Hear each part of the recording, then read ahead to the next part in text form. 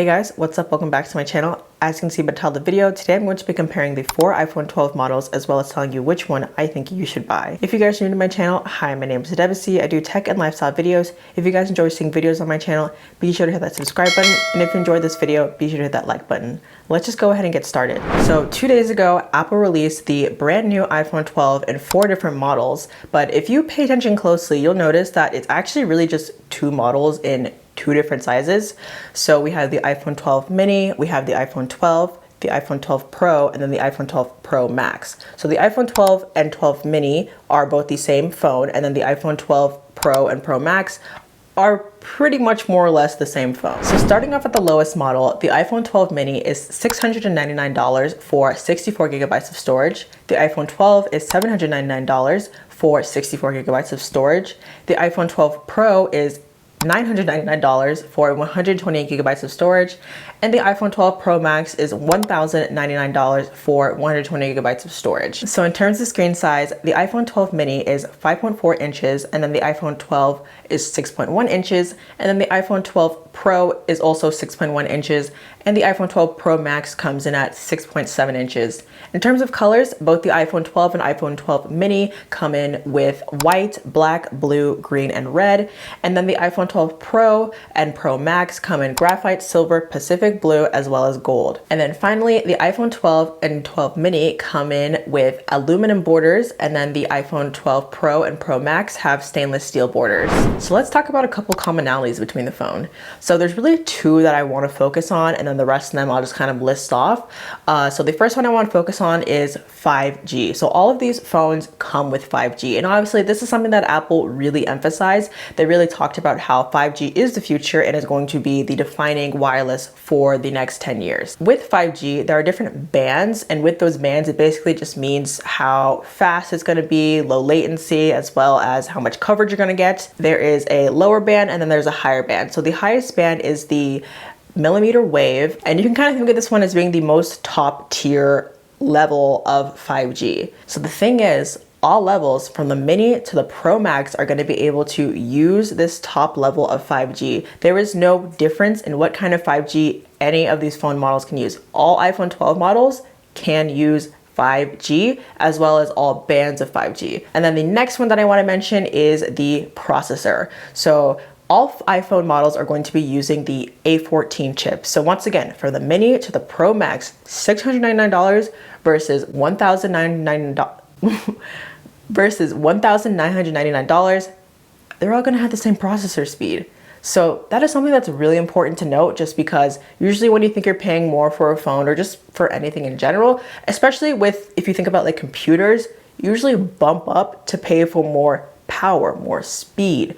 But with these phone models, they're all going to have the same processor. And the next couple commonalities, like I said, I'm just going to kind of list them off, with the first one being that they're all MagSafe accessory compatible. So this is something that was new, that was introduced in their presentation, as well as all of their displays. They all have Retina displays. They can all take photos in night mode, as well as they're all water resistant. And then in terms of recording, they can record videos in 4K for up to 60 frames per second. And then lastly, all these phones only come with a lightning cable. We are not going to be getting earphones or a charging brick anymore. I talked about this in my original iPhone rumors video, and I was really shocked to hear it, and I was kind of disappointed, but you know, hearing why they're doing it makes tons of sense, so I'll let it slide. So for the next section, I want to talk about the differences between the phones. So there's really only 3 main differences that I found between the phones. Otherwise, these phones are pretty much exactly the same, but you didn't hear it from me.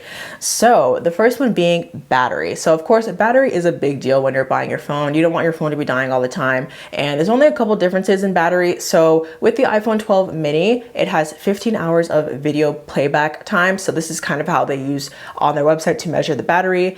And then with the iPhone 12 and the iPhone 12 Pro, it has 17 hours of video playback time. And then with the Pro Max, you're going to get 20 hours. So in terms of the display, this is actually, like I said, the displays are the exact same in terms of the Retina display, but the brightness actually differs. So the iPhone 12s, both of their displays are going to have 625 nits max brightness.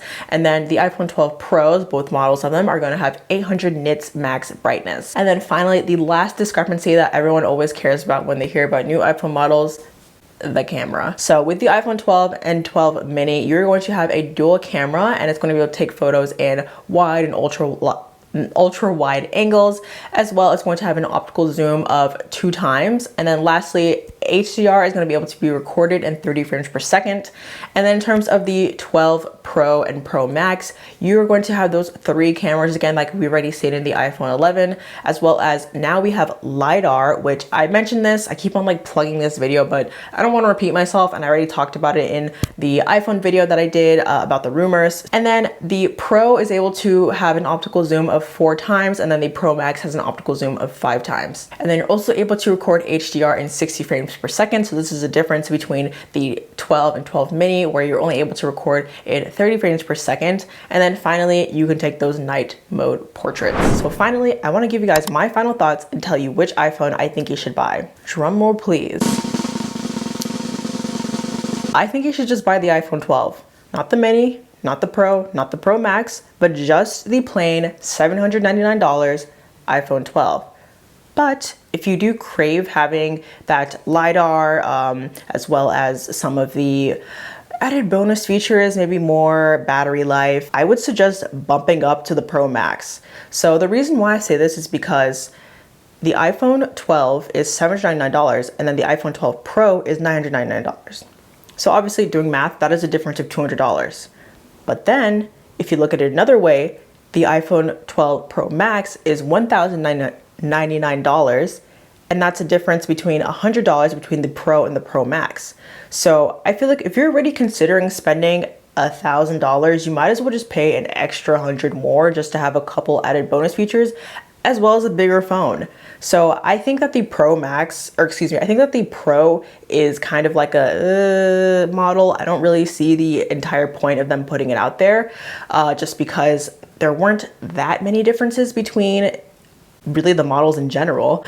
But I really think that if you're gonna pick any iPhone model and you're trying to be somewhat budget friendly, I don't know if that's even possible when buying an iPhone, go with the 12. And then if you want all those bells and whistles, go with the Pro Max. So if you're curious as to why I didn't even bother mentioning the iPhone 12 mini, I personally just think it's way too small, as well as the battery life is lower, and it is literally only $100 difference to get the regular iPhone 12. So I think you should just bump up at that point.